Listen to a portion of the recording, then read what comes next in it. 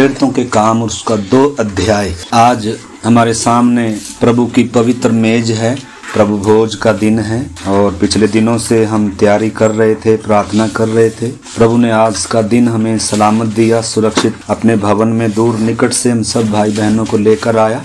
आज की सभा, आज की संगति, वचन, विशेषकर प्रभु भोज में शामिल होना हम सबों की आत्मिक उन्नति का कारण बने। उस आशा और उम्मीद से बैठे, भूख और प्यास रखें, प्रभु आज मुझे तृप्त कर।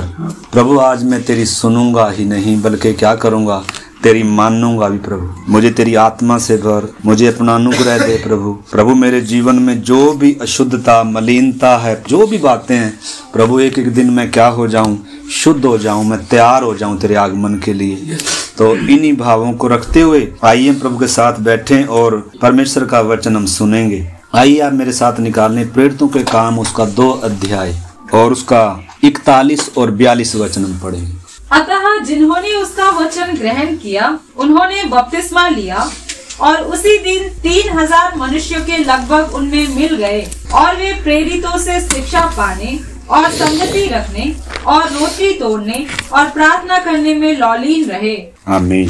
प्रार्थना करें। प्यारे प्रभु जी, आज के इस पवित्र वचन के लिए हम आपको दिल से धन्यवाद करते हैं प्रभु। जब आपका आगमन इतना निकट है, हमारे पास समय बहुत सीमित है प्रभु जी, और दिन बुरे हैं, जब चारों तरफ संसार की परिस्थितियां चिल्ला रही हैं प्रभु जी कि आने वाला समय कितना बुरा है और आपका आगमन कितना निकट है। हमारे सामने चुनौतियां कितनी बड़ी हैं प्रभु जी। विनती करते हैं इन दिनों हमारे विश्वास को आप मजबूत करें प्रभु, हमें आत्मा में बलवंत करें, अपनी आत्मा से भरें। आज का विशेषकर प्रभु भोज में शामिल होना, इस पवित्र मेज में प्रभु शामिल होना हम सबों की आत्मिक उन्नति और आशीष का कारण हो। और जो हमारे भाई बहन ऑनलाइन हैं प्रभु जी, जिन्होंने अभी तक आपको पहचाना नहीं प्रभु जी, सही रीति से प्रभु आपको पहचान कर और आपको अपना प्रभु और उद्धार करता स्वीकार करने के लिए उन्हें भी आप कृपा दें। पवित्र आत्मिक जीवन में आप ही काम करें प्रभु जी। आप ही हैं प्रभु जिसने कहा अंधकार में रोशनी हो जाए और हो गया प्रभु जी। आप ही जिसने कहा शून्य में से आकाश और पृथ्वी बन जाए और वो बन गया प्रभु जी। आप सर्व सामर्थी परमेश्वर हैं, आपके लिए कुछ भी अनहोना नहीं है प्रभु जी। जो हमारे लिए असंभव है वो आपके लिए संभव है। आप हमारे जीवनों में अद्भुत काम करें। आपके हाथ में आज की संगति का संचालन सौंपते हैं पिता। धन्यवाद के साथ प्रार्थना को हमारे उद्धार करता यीशु मसीह के नाम से मांगते हैं, आमीन। एक बार और पढ़ें सिस्टर, प्रेरितों के काम 2 का 41 और 42 वचन, सभी सुने ध्यान से। अतः जिन्होंने उसका वचन ग्रहण किया उन्होंने बपतिस्मा लिया और उसी दिन 3000 मनुष्य के लगभग उनमें मिल गए और वे प्रेरितों से शिक्षा पाने और संगति रखने और रोटी तोड़ने और प्रार्थना करने में लौलीन रहे। आमीन। तो इधर हम परमेश्वर के पवित्र वचन में देखते हैं जब पहली बार कलीसिया का स्थापना दिवस आई, जब पवित्र आत्मा धरती पर उतरा, मनुष्यों के हृदयों में, जीवनों में जब उतरा, उनकी जिंदगियां क्या हो गई, बदल गई। जो 120 लोग ऊपरी कोठरी में प्रार्थना कर रहे थे, यीशु ने कहा था उस पवित्र आत्मा के और परमेश्वर के उस प्रतिज्ञा के पूरे होने तक क्या करो, ठहरे रहो, इंतजार करो, बाहर नहीं जाना, सेवा के लिए नहीं जाना। तो जब वो दिन आया, पेंतेकुस्त का दिन आया, पवित्र आत्मा जब उनके ऊपर आया और उस समय पतरस खड़ा होकर उस यहूदी समाज में जब सब लोग क्या कर रहे थे, उनका मजाक उड़ा रहे थे कि ये तो मदिरा के नशे में है, क्योंकि वो क्या कर रहे थे, सब आराधना कर रहे थे, अन्य भाषा बोल रहे थे। तो बहुत सारे यहूदी कह रहे ये मूर्ख हैं, ये क्या कर रहे हैं, ये सुबह सुबह। फिर पतरस खड़ा हो गया, कह रहा है ये अभी तो एक पहले दिन चढ़ा, ये किसी दारू के मदिरा के नशे में नहीं है। पवित्र शास्त्र से आरंभ कर फिर प्रभु का दास पतरस, उस बड़ी भीड़ इकट्ठा हो गई थी, क्योंकि बहुत पेंतेकुस्त के दिन बहुत बड़ा काम हुआ, तो बहुत बड़ी भीड़ थी। उस समय पर्व के दिन होते थे, पेंतेकुस्त के दिन थे, तो बहुत सारे लोग यहूदी नगर नगर से, गांव गांव से सब मंदिर में इकट्ठे होते थे। उधर यरूशलेम में भीड़ होती थी, पर्व मनाने के लिए आते थे। तो हर कहीं से, हर कोने से, दुनिया के हर कोने से आए हुए थे। जैसे इस समय इजरायली सब अपने यरूशलेम में जा रहे हैं, अपने देश के लिए लड़ेंगे, अपनी जमीन के लिए लड़ेंगे। तो इधर लिखा है जब पतरस क्या कर रहा था, उसी यहूदी समाज में जब बता रहा था, तो उसने पवित्र शास्त्र से आरंभ किया, यीशु के बारे में बताया कि कैसे यीशु मसीह परमेश्वर की इच्छा के अनुसार, उसमें लिखा है 23 में, उसी यीशु को जो परमेश्वर की ठहराई हुई योजना और पूर्व ज्ञान के अनुसार पकड़वाया गया, तुमने अधर्मियों के हाथ क्रूस पर चढ़ाकर मार डाला, परंतु उसी को परमेश्वर ने मृत्यु के बंधनों से छुड़ाकर जिलाया, क्योंकि यह अनहोना था कि वह मृत्यु के वश में रहे। बहुत सारी बातें वो बता रहा है। सुनने वालों के क्या हो गए? इधर किसी को चंगाई नहीं दिया। यीशु मसीह इससे पहले लोगों को भीड़ को खाना खिलाया, लोगों को बीमारों को ठीक किया, दुष्ट आत्माओं को निकाला। भीड़ की भीड़ विश्वासी थे, यीशु के पीछे भीड़ चलती थी। परंतु इधर जब कलीसिया की स्थापना हो रही है, किसी का कोई बीमारी का कोई विषय, दुष्ट आत्मा का कोई विषय नहीं है। इधर लोगों के हृदय छिद्रे हैं। लोगों को पाप को जब बताया कि यीशु की क्रूस की मृत्यु के जिम्मेदार कौन है? आप हैं। लोगों के क्या छिद गए? हृदय छिद गए। वो कह रहे हैं हम क्या करें? पतरस कह रहा है क्या करो? तब लिखा है 37 वचन में, अतः अब इजराइल का सारा घराना निश्चय रूप से जान ले कि परमेश्वर ने उसी यीशु को जिसे तुमने क्रूस पर चढ़ाया प्रभु भी ठहराया और मसीह भी ठहराया। तब सुनने वालों के क्या छिद गए। ये छोटी बात नहीं है, ये बहुत बड़ी हमारे लिए, क्योंकि हमारे लिए तो हर कोई परमेश्वर है। हमें परमेश्वर का विषय बड़ा लगता ही नहीं बहुतों को। हमें वास्तव में परमेश्वर, हम तो हर चीज को क्या मानकर चल रहे थे? परमेश्वर कौन है कल हमें उस चीज का क्या ही नहीं। यहूदियों को मालूम है जीवित परमेश्वर कौन है, जो सिनाई पर उतरा था, जिसके सामने सिनाई क्या हो रहा था? कांप रहा था। जब उनको ये भेद मालूम हुआ कि वो परमेश्वर देहधारी होकर क्रूस पर हम पापियों के लिए, वो जो मेमना, जो फसा का मेमना जो हम हर साल बलिदान करते आए थे, वो जो सिद्ध बलिदान की छाया, जब उनको ये भेद मालूम चले, तब उनके हृदय छिद रहे हैं और अपने पापों को मान रहे हैं, अपने पापों से मन फिरा रहे हैं। और उसी यीशु को इन्हीं गलियों में, जिसको नंगा कर कर कुछ दिन पहले ये ले गए थे, इनकार किया था, ठट्ठों में उड़ाया था, उसी यीशु को क्या कर रहे हैं? अपना प्रभु और उद्धार करता स्वीकार कर रहे हैं। और जिंदगी बिल्कुल क्या हो रही है? बदल रही है। सोच क्या हो रही है? बिल्कुल बदल रही है। परमेश्वर एक व्यक्ति का धर्म नहीं बदलता, एक व्यक्ति की सोच बदलता है, एक व्यक्ति का जीवन बदलता है, एक व्यक्ति के लक्ष्य बदलता है। पहले हम कहीं और थे, हमारे जीवन का लक्ष्य कुछ और था, हम धरती पर जिंदा थे, उसका मकसद कुछ और था, हमारी पहचान कुछ और थी पहले। लेकिन जब प्रभु ने हमारे जीवन में, जब एक व्यक्ति के, पापी के जीवन में जब वचन का, क्रूस की संदेश का, पवित्र आत्मा का जब काम होता है, तो उस अपने आप पे में आता है। और लिखा है उन्होंने क्या किया? जब ये सब बातें, और ये आप ऊपर पढ़ना, लिखा है अतः जिन्होंने उसका वचन ग्रहण किया, उन्होंने क्या लिया? जो प्रभु का वचन ग्रहण करेगा ना, वो बपतिस्मा लिए बिना रह नहीं सकता। जिन्होंने अभी तक बपतिस्मा नहीं लिया ना, उन्होंने अभी तक भी प्रभु के वचन को ग्रहण नहीं किया। कोई ये ना कहे कि मसीह में है, मसीह में वो है जो नई सृष्टि है, जिसकी सोच बदली है, जो अपने आपे में आया है, और जिसने अपने जीवन का सबसे कीमती, बहुमूल्य निर्णय लिया। शादी से बड़ा निर्णय है ये, नौकरी करने से बड़ा निर्णय है ये, इससे बड़ा दुनिया में और कोई भी निर्णय नहीं है। बाकी सब निर्णय हमारे धरती से संबंधित हैं, लेकिन ये निर्णय मेरे न केवल इस धरती के जीवन से संबंधित है, बल्कि मेरे अनंत काल के जीवन से संबंधित है। ये बच्चों के साथ नहीं होता। बपतिस्मा बच्चों को नहीं दिया जाता जिनको बेचारों को होश ही नहीं है, जिनको मालूम ही नहीं है, या डरा कर धमका कर चलो जी बपतिस्मा नहीं लोगे तो नरक में, ऐसा कुछ नहीं है। बल्कि व्यक्ति विशेष के पापों के प्रति पवित्र आत्मा जब उसे कायल करता है, जब आंखें खुली, सच्चाई ने उनकी समझ खोली, अब वो क्या कर रहे हैं? उन्होंने लिखा है उसी दिन क्या कर रहे हैं? लिखा है बपतिस्मा लिया और उसी दिन, कल लेऊंगा आज लेऊंगा थोड़ा, हम तो सलाह करते ही रह जाएंगे। आने वाला आएगा और देर ना करेगा, हमारे लिए थोड़ा रुका रहेगा। जैसे वो मूर्ख थी, 5 कुंवारियां प्रभु की इच्छा है तो उसके बारे में हम देखेंगे, पर आज हमारा विषय कुछ और है। मेरे प्यारे भाई बहनों, आपने समझना है। तो जिनके हृदय छिदे हैं, उन्होंने बपतिस्मा लेकर उसी दिन उनमें क्या हो गए? मिल गए। और वो क्या कर रहे हैं? लिखा है वे प्रेरितों से शिक्षा पाने और संगति रखने और रोटी तोड़ने या प्रभु भोज में भाग लेने और प्रार्थना करने में लोली।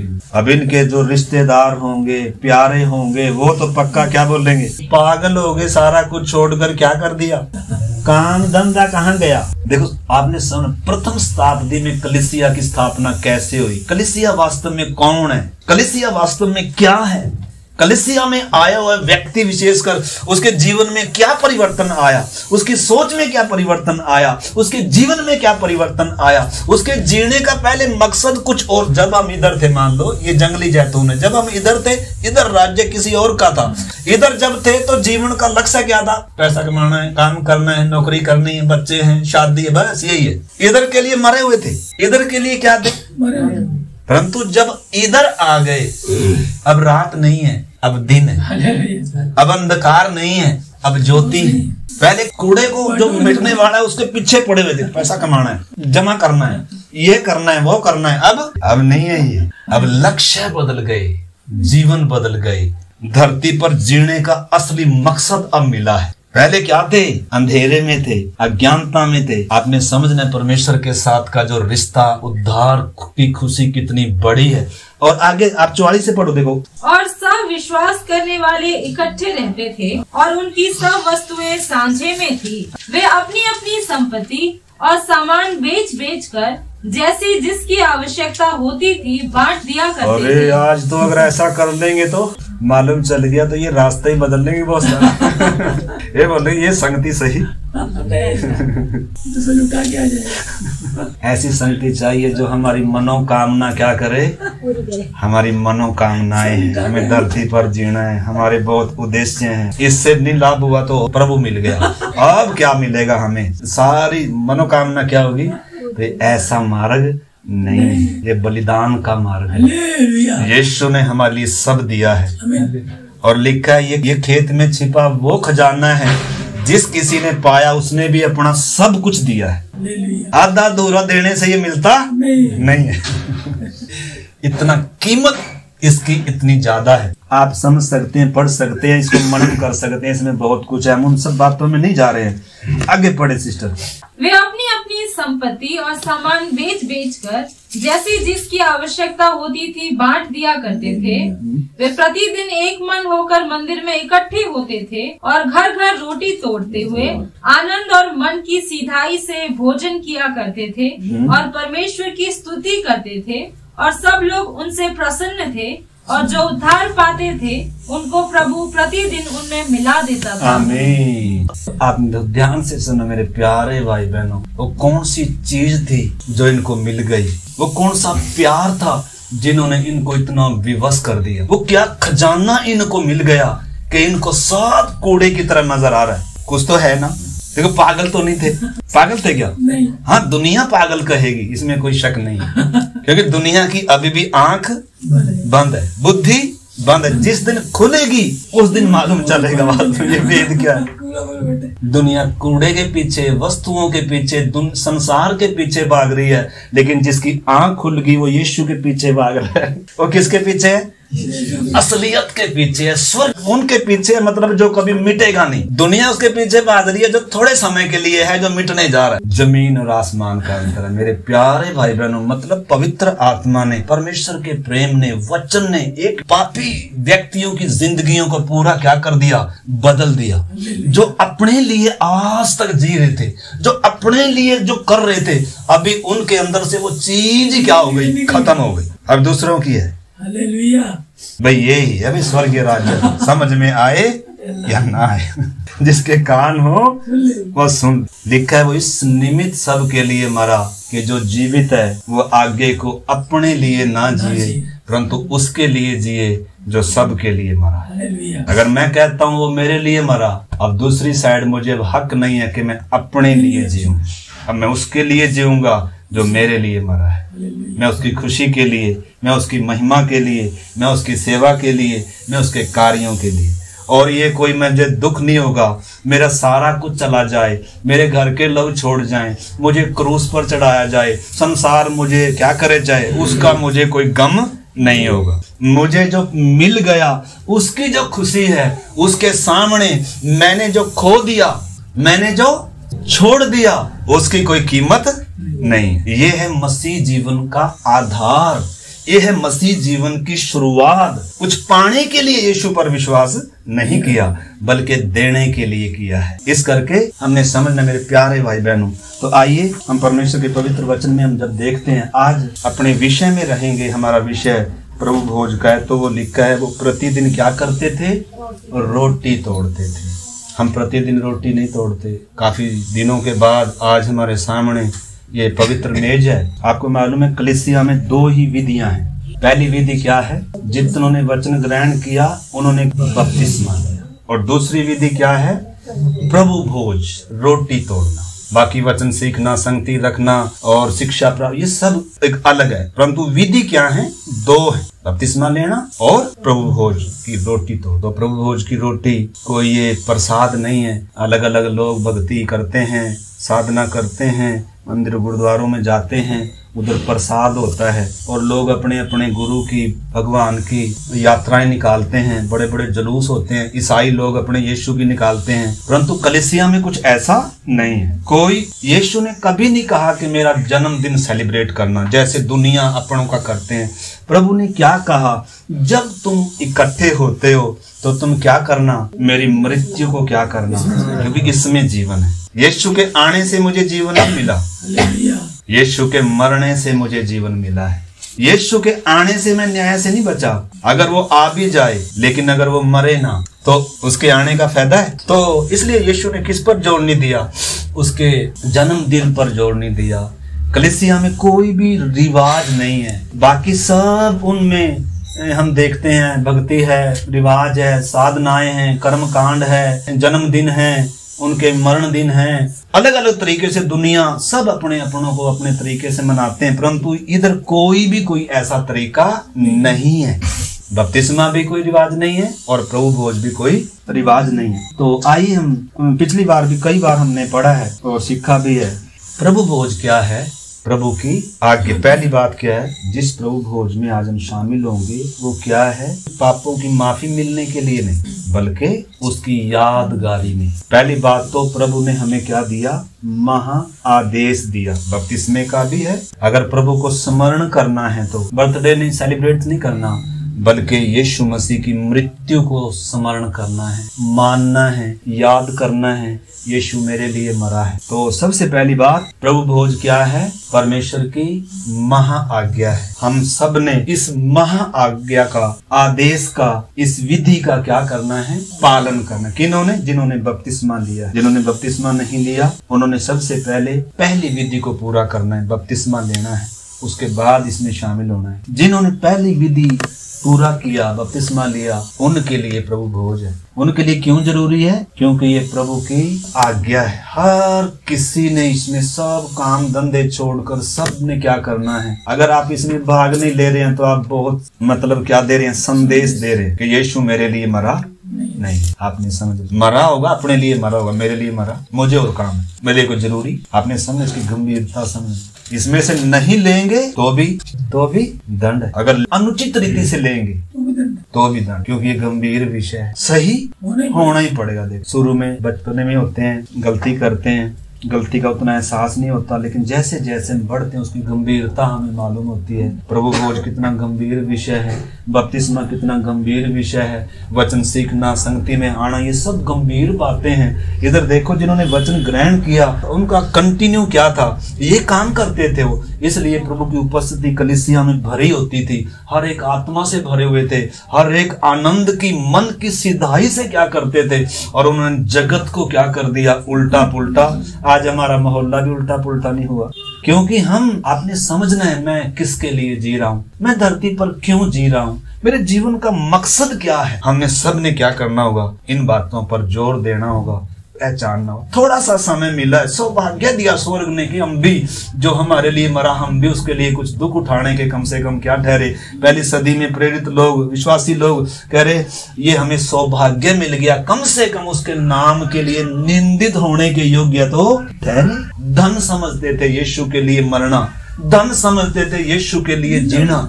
यीशु के लिए दुख आ रही, निंदा आ रही, बदनामी आ रही, कष्ट आ रहा, क्लेश आ रहा, वो धन्य समझते थे। मेरा बच्चा मर रहा है, मेरा परिवार मर रहा है यीशु के लिए, मेरी धन संपत्ति छीनी जा रही है, वो बैठ के रोते नहीं थे, उछलते थे कि जो हमारे लिए मरा हमें भी सौभाग्य मिल गया कि उसके लिए कम से कम इतना सा हमें भी कुछ सहने का क्या मिल गया। तो ये सौभाग्य है, मजबूरी नहीं है, भक्ति नहीं है। जिसको इसलिए वचन में बार बार आप सुनेंगे, जिसके कान हो सुन ले, पवित्र आत्मा कलीसियाओं से क्या कहता। नहीं तो अगर मजबूरी है, भक्ति है, तो हम कर कर के थक जाएंगे। एक दिन अरे तेरे कैसे हमने बपतिस्मा लिया था, तेरे कहने से हमने ये किया था।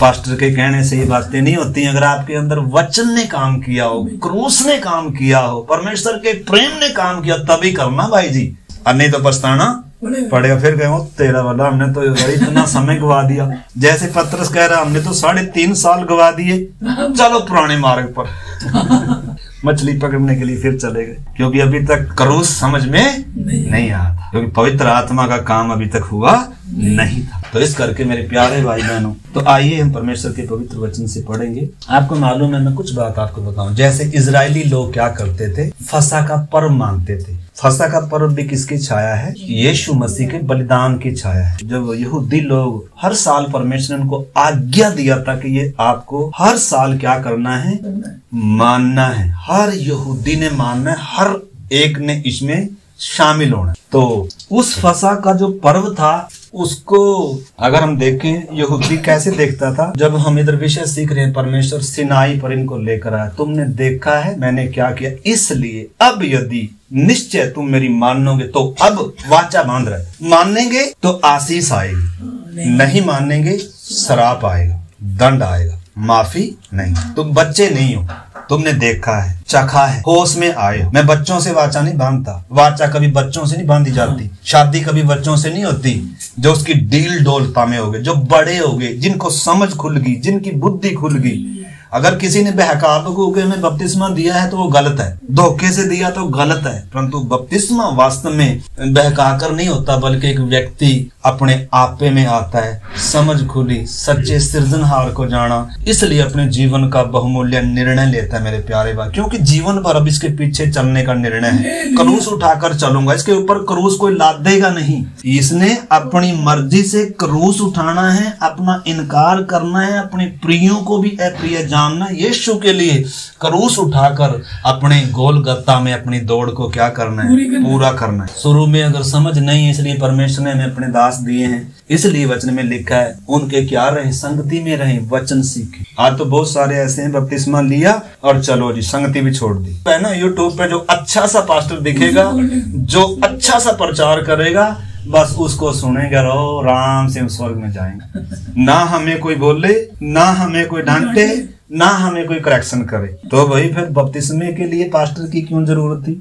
बपतिस्मा भी क्या कर लेते हम, अपने आप ही कर लेते ना, पानी में जाकर, परंतु अपने आप नहीं होता। तो मेरे प्यारे भाई बहन, कलीसिया में परमेश्वर ने अपनी विधियां ठहराई हैं, कलीसिया में परमेश्वर ने क्रम ठहराए हैं, कलीसिया में परमेश्वर ने बातों को रखा है। मेरे प्यारे भाई बहनों, हम सब ने उनको गंभीरता से समझे। तो यहूदी लोग जब सिनाई पर फसह का पर्व मना रहे हैं, रोटी तोड़ रहे हैं, अखमीरी रोटी से जब वो भुंजे हुए मेमने को खा रहे हैं, खमीर हटा रहे हैं, तो पहली बात, जैसे इस प्रभु भोज की 4 दृष्टिकोण है। पहला दृष्टिकोण क्या है? पीछे की ओर देखना। सबसे पहले प्रभु भोज की मेज पर जब आया हूँ, मैंने पीछे मुड़कर देखना। जैसे यहूदियों को परमेश्वर ने कहा, तुमने देखा, पीछे मुड़कर देखो मैंने क्या किया। क्या किया? तुम्हारा छुटकारा किससे हुआ? छुटकारे को याद कर, मेमने को याद कर, बैरी कैसे नाश हुआ, तुम्हारे घर में कैसे सुरक्षा लहू ने दी, उसको याद करो। यानी कि पहला दृष्टिकोण क्या था? पीछे की ओर देखना। क्या देखना? पीछे की ओर देखना, जो उसके दुखों और पीड़ा की क्या दे रहा है? गवाही दे रहा है। मतलब हमारे लिए क्या क्या किया। यीशु मेरे लिए मारा गया, मेरे लिए तोड़ा गया, मेरे लिए जब दुनिया में कोई नहीं था, मुझे छुड़ाने वाला, मेरी आंखें खोलने वाला, मुझे परमेश्वर से मिलाने वाला, जब मेरे पास सत्य नहीं था, जब मेरे पास मार्ग नहीं था। तो वो सब बातें एक विश्वासी जब प्रभु भोज के सामने आता है, तो हम पीछे मुड़कर देखते हैं।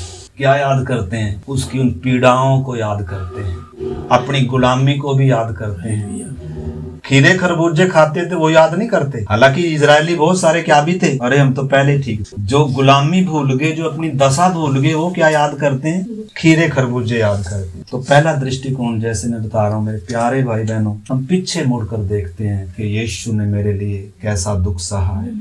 हम उसको याद करते हैं, उसकी यादगारी में है। ये प्रसाद नहीं है, ये भक्ति नहीं है, ये रिवाज नहीं है, बल्कि जब इस मेज के सामने हम आए हैं, हमारी आंखों में आंसू हैं, हमारा घुटना टिका है, हमें सुस्ती नहीं आ रही। इधर सुस्ती आ रही है तो हमने अपने जीवन को जांचना है। इसलिए लिखा है जो भी इसमें भाग ले अपने आप को जांच। आप समर्पण से कहीं हटे हैं, आप प्रभु के प्रेम से कहीं हटे हैं, आपने संसार से कहीं समझौता किया है, आपने पाप से कहीं समझौता, वो हम देखें, वो अंदर की ओर देखना है। तो इसके पहली बात देख रहे हैं, प्रभु भोज का पहला दृष्टिकोण क्या है? पीछे की ओर देखना, मतलब कि उसने मेरे लिए क्या किया। पीड़ा सही, निंदा सही, बदनामी सही, मेरे लिए कुचला गया, उन बातों को याद करते हैं, उसके क्रूस के गीत गाते हैं, मानते हैं, ताजा करते हैं उसकी मौत को, ताजा करते हैं अपने समर्पण को, ताजा करते हैं परमेश्वर के लिए अपने प्रेम को। उसी भावना में फिर से ताजा होकर हम क्या करते हैं? फिर से अपने जीवन की शुरुआत करते हैं। मेरा प्रेम ठंडा पड़ गया कहीं, मेरा समर्पण हट गया कहीं, मैंने संसार से कहीं समझौता किया, मेरे जीवन में कोई गुप्त पाप कोई ऐसे आ गए, तो हम क्या कर, जैसे बाइक गाड़ी सर्विस कराते हैं, तो ऐसे ही मतलब क्या है, ऐसे ही प्रभु भोज में एक नया समर्पण, एक नया प्रेम, एक नई ताजगी, एक नई ऊर्जा, एक नई आशा, क्योंकि हमारा प्रभु जल्दी आने वाला है। तो उन भावों को रखते हुए मेरे प्यारे भाई बहन, इसलिए बपतिस्मा तो एक ही बार है, परंतु प्रभु ने ये विधि बार बार करने के लिए बोल दिया, क्योंकि ये हमें उसी समर्पण में लेकर आता। इसके अर्थ को हमने समझना है मेरे प्यारे भाई बहन, इसकी गंभीरता को हमने समझना है। तो उसको क्या करते हैं? याद करते हैं, यानी कि उसके दुखों की गवाही देता है ये।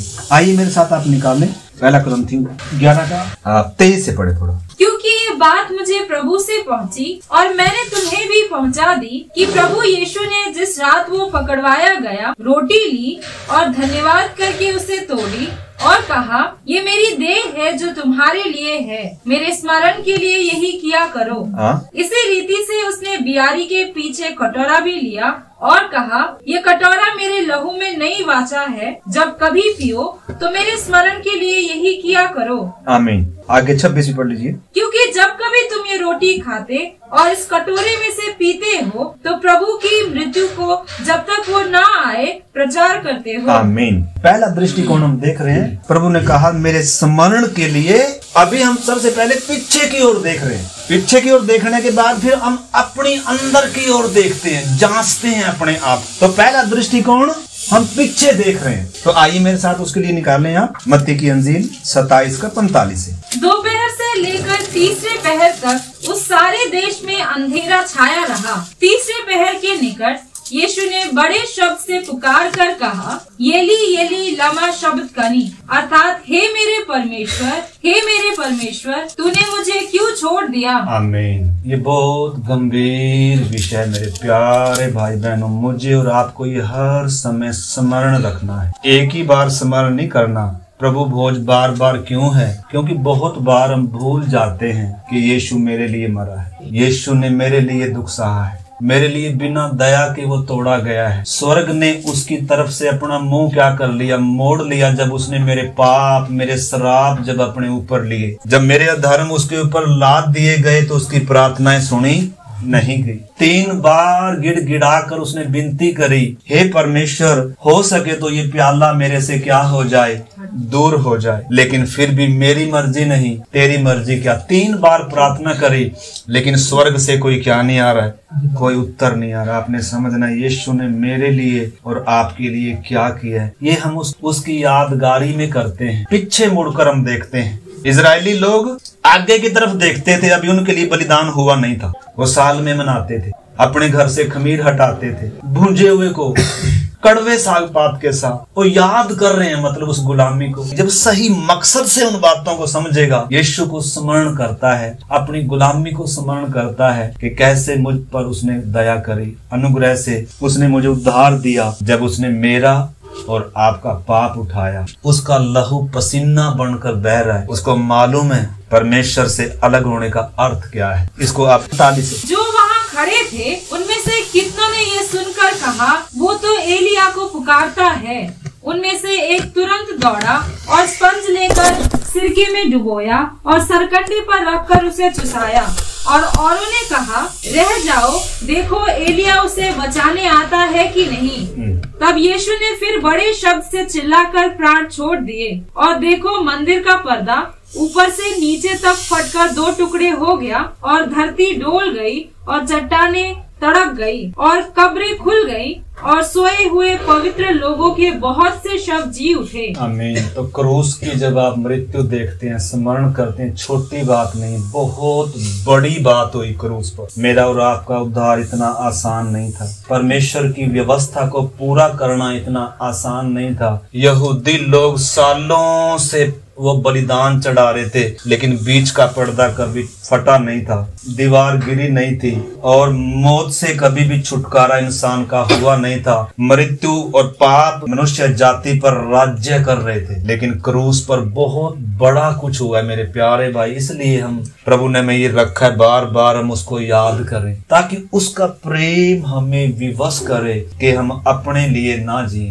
याद करें उन दुखों को। यीशु के लिए, प्रभु के लिए अगर हमें भी कुछ सहने का मौका मिल रहा है, कुछ छोड़ने का मौका मिल रहा है, उसने स्वर्ग छोड़ दिया, उसने सिंहासन छोड़ दिए, वो गरीब बन गया। थोड़ा सा समय जब प्रभु ने धरती पर हमें रखा है, जिसमें हमारा तैयारी का समय है सिर्फ ये, लेकिन उस समय में परमेश्वर हमें सौभाग्य दे रहा है कि हम उसके कद तक भी आ जाएं। भजन संहिता 18 अध्याय। पीछे मुड़कर देखने का मतलब क्या है? उसने मेरे लिए क्या सहा। दोपहर के समय अंधकार छाया हुआ था, 3 घंटे अंधेरा है, मतलब परमेश्वर का न्याय पूरा हो रहा है। यीशु मसीह कैसे दंड सह रहा है मेरे और आपके लिए। यशाया नबी ने भी बताया, यीशु अगर 53 अध्याय पढ़ेंगे, हम उसमें जा नहीं रहे, आप घर में जाना, इसको ताजा करना। इस प्रभु भोज को कम से कम 1 सप्ताह तो कम से कम क्या रखना, अगले प्रभु भोज तक हमें ताजा रखना होता है। इन वचनों को बार बार पढ़ें, उसको मनन करें। मैं उस मेज में शामिल हुआ हूँ, उस मेज का अर्थ क्या है? भजन संहिता 22 अध्याय 1 से। हे मेरे परमेश्वर, तूने मुझे क्यों छोड़ दिया? तू मेरी पुकार से और मेरी सहायता करने से क्यों दूर रहता है? मेरा उद्धार कहाँ है? हे मेरे परमेश्वर, मैं दिन को पुकारता हूँ, परंतु तू उत्तर नहीं देता। आमीन। देखो, इस बात को अब सचमुच में जब इस बात को हम स्मरण करें, छोटी बात नहीं। मौत वास्तव में है क्या? आप इन वेदनाओं में समझ, यीशु का पसीना क्यों लहू बह रहा है। जब चेले क्या कर रहे थे? सो रहे। हम क्या कर रहे थे? सो रहे थे। यीशु क्या कर रहा था? उसका लहू पसीना बनकर बह रहा था। कोई साथ देने वाला नहीं। चेलों को भी कहा, मेरे साथ 2 घड़ी जागो, कोई नहीं जाग रहा। प्रार्थना कर रहा है, परमेश्वर हो सके तो ये प्याला मेरे सामने से। पाप के ऊपर जो इंसान की जो सजा इंसान के ऊपर पाप के कारण, वो कितनी भयानक थी। यीशु कहां से गुजरा है मेरे और आपके लिए। इस प्रभु भोज की मेज का अर्थ क्या बनता है, उसको याद क्यों करें प्रभु हम? प्रभु ने कहा, उस मृत्यु को याद करना, मैं कहां से गुजरा हूं आपके लिए। जिस यीशु को मैंने और आपने विश्वास किया है, अपना प्रभु मानना है, अगर उसको संसार ने आदर नहीं दिया, उसके पीछे चलने वालों को संसार कभी क्या नहीं देगा? आदर की कभी क्या नहीं करनी, उम्मीद ही नहीं करनी। दाऊद के जीवन में ये ऐसे अनुभव कभी नहीं आए थे, परंतु पवित्र आत्मा यीशु के बारे में बता रहा था। आगे पीछे जब हम जोड़कर इनको पढ़ेंगे, अब इसको हम 4 से पढ़ेंगे। मृत्यु की रस्सियों से मैं चारों ओर घिर गया हूँ, और अधर्म की बाट ने मुझको भयभीत कर दिया। पाताल की रस्सियाँ मेरे चारों ओर थी, और मृत्यु के फंदे मुझ पर आए थे। अपने संकट में मैंने यहोवा परमेश्वर को पुकारा। मैंने अपने परमेश्वर की दुहाई दी, और उसने अपने मंदिर में से मेरी बातें सुनी, और मेरी दुहाई उसके पास पहुंचकर उसके कानों में पड़ी। तब पृथ्वी हिल गई और कांप उठी, और पहाड़ों की नींव कंपित होकर हिल गई, क्योंकि वो अति क्रोधित हुआ था। हम उसकी मृत्यु को याद कर, इस प्रभु भोज को ताजा रखना, कम से कम 1 सप्ताह चाहिए। तो जब तक हम अगला प्रभु भोज ना ले, तब तक इस घटना को क्या रखना है? याद रखना है। तो आप इसको खुद क्या करना है? घर में इन दिनों बैठकर क्या करें? इन वचनों को पढ़ें, उसकी मौत को याद करें, उसके क्रूस को याद कर। कितनी बड़ी लड़ाई यीशु ने मेरी लड़ा है। तो हमारा उसके लिए जीने का वहां से क्या आता है? मन आता है। लिखा उसका प्रेम हमें विवश करता है कि हम आगे को अपने लिए। नरक का डर नहीं, कोई लालच नहीं, बल्कि प्रभु का वो प्रेम हमें क्या करता है, विवश करता है, मजबूर करता है कि मैं यीशु के लिए जीऊं, उसके आदर के लिए, उसकी महिमा के लिए जीऊं, क्योंकि वो मेरे लिए मरा है, मेरे लिए नंगा किया गया, क्रूस पर 3 किल्लों पर ठोक दिया गया और सब ने उसका क्या किया, इनकार किया। यशाया उसमें बयान कर रहा है, हम उसमें नहीं जा रहे। तो पहला पहलू हमने देखा, पीछे की ओर मुड़कर देखा। इसमें और भी बहुत सारे वचन है यशाया में, उनमें नहीं गए। यीशु अपनी उस घटना, ये पवित्र आत्मा यीशु के उन दुखों के बारे में बता रहा है जब यीशु तड़पने के स्थान में जाकर और उधर क्या कर रहा है, और उधर से फिर परमेश्वर ने उसकी सुनी। गतसमनी बाग में 3 बार प्रार्थना करी, कोई उत्तर नहीं था। उधर जाना ही है क्योंकि जगत का पाप उठाया है। लेकिन जब उधर मौत के दूत खींच कर ले गए, वो क्या कह रहे हैं, मृत्यु की रस्सियों से मैं चारों ओर से घिर गया था और जंगली सांडों ने, अगर आप इसका पढ़ेंगे 22 का 12 से थोड़ा पढ़े, बहुत से सांडों ने मुझे घेर लिया है, बाशान के बलवंत सांड मेरे चारों ओर मुझे घेरे हुए हैं। वे फाड़ने और गरजने वाले सिंह के समान मुझ पर अपना मुंह पसारे हुए हैं। मैं जल के समान बह गया और मेरी सब हड्डियों के जोड़ उखड़ गए। मेरा हृदय मोम हो गया, वो मेरी देह के भीतर पिघल गया। मेरा बल टूट गया, मेरी जीभ मेरे तालू से चिपक गई और तू मुझे मार कर मिट्टी में मिला देता है। वास्तव में यीशु के दुखों के बारे में पवित्र आत्मा इन बातों को पहले से खोल कर बता रहा है, उसकी आने वाली क्रूस की मृत्यु कैसे होगी। और ये सब बातें यीशु मसीह में, दाऊद को तो इनका कुछ भी क्या नहीं था मालूम, उसको तो एहसास भी नहीं था कि मैं ये जो भविष्यवाणी कर रहा हूँ ये किस में पूरी होंगी। लेकिन ये आज हमें खुलकर बातें मिली हैं कि यीशु ने मेरे और आपके लिए, मेरे प्यारे भाई बहनों, कहां तक वो गुजरा है। मेरा कहने का मतलब है, कुकर्मियों की मंडली मेरे चारों ओर मुझे घेरे हुए है, वे मेरे हाथ मेरे पैर छेदते हैं, मैं अपनी हड्डियां गिन सकता हूँ। ये बहुत सारी बात मेरे पहरावे पर चिट्ठी डालते हैं। तो दाऊद के साथ ये कभी नहीं हुआ, लेकिन यीशु मसीह के साथ हुआ। यीशु मसीह के लिए पहले से पवित्र आत्मा उसके दुखों के बारे में बताता आया। यशाया को भी बताया कि वो हमारे लिए त्यागा गया, हमारे अधर्म के बोझ सब उस पर लाद दिए गए, उसकी कब्र दुष्टों के संग ठहराई गई, धनवान का वो संगी बना। आपको मालूम है धनवान किधर तड़प रहा है, उस आग में तड़प रहा है और वो पानी मांग रहा है कि कोई मेरी जीभ को क्या करे। यीशु मसीह उन सब बातों से गुजर रहा है मेरे और आपके। इसलिए इस मेज पर आकर हम उन बातों को याद करते हैं, सप्ताह भर उनको ताजा रखना है। मेरे प्यारे भाई बहन, घर में जाकर भी उस बात को पीछे मुड़कर जरूर देखना है। कोई मेरे लिए मरा है, कोई मेरे लिए उन घड़ियों से, उन पीड़ाओं से, उन दुखों से गुजरा है जहां मैं जाने वाला था। और अगला पहलू हम देखते हैं, आगे की ओर देखना। अगला दृष्टिकोण क्या है प्रभु भोज का? आगे की ओर देखना। ये उसके आने की गवाही देता है। हम इसमें क्यों भाग लेते हैं प्रभु भोज में? कि मेरा प्रभु जल्दी आने वाला है। उसकी मृत्यु को स्मरण करते हैं। उसके अलावा उसके अगला दृष्टिकोण क्या है प्रभु भोज का? हम प्रभु के आगमन की आशा से इसमें भाग ले रहे कि हमारा प्रभु जल्दी आने। मैंने क्या होना उसके लिए तैयार हूँ, अपने प्रभु के लिए तैयार हूँ। जब इन घटनाओं को हम होते हुए देख रहे हैं मेरे प्यारे भाई बहन, इन दिनों हम सब ने इस बात को समझना है, ये तैयारी के दिन है, ये यीशु की बाट जोड़ने के दिन है, अपना सफर, अपनी दौड़ पूरा करने का दिन है। दुनिया जब अपने काम में, अपने बिजनेस में, अपने व्यापार में, परिवार में, अपनी सुख शांति, उन चीजों में जब